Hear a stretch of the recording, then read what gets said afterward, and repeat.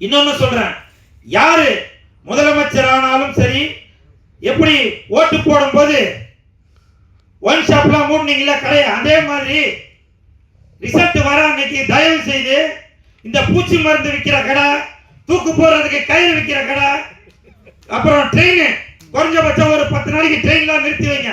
எந்தெந்த இடத்துல தற்கொலைகள் எல்லாம் நடக்குமோ அது எல்லாத்தையும் இழுத்து மூடுங்க. இது நான் வந்து சிரிக்கிறதுக்காக சொல்ல வரல, சிந்திக்கிறதுக்காக சொல்ல வரேன். ஒரு உயிர் போனாலும் நீங்க இதுக்கு முன்னாடி பார்த்திருப்பீங்க, சில அரசியல் தலைவர்கள் ஜெயிக்கணும் அப்படின்றதுக்காக நாக்கறுத்து பார்த்திருப்பீங்க. நான் சும்மா விளையாட்டுக்கு சொல்ல, வரலாறு திருப்பி பாருங்க தெரியும். அப்போ உள்ள காலகட்டத்துக்கு இப்போ உள்ள காலகட்டத்துக்கு வித்தியாசம் வேற ஆயிப்போச்சு. அப்ப நாக்கு அறுத்துக்கிட்டாங்க, இப்போ கழுத்தையே அறுத்துக்கக்கூடிய சூழ்நிலையில கூட இருக்கிறாங்க பல பேர். அதனால தயவு செய்து சொல்றேன், விஜய் சார் உங்க பாதம் தொட்டு கேட்கிறேன், அன்னைக்கு அந்த மாதிரி கடைகள் எல்லாத்தையும் மூடுங்க. நீங்களும் ஒரு அறிக்கை கொடுங்க, தவறான முடிவு யாரும் எடுக்கக்கூடாது அப்படின்னு. நீங்க கண்டிப்பாக ஒரு இடத்துலயும் நீங்க ஜெயிச்சுக்கிட்டு தான் வரீங்க.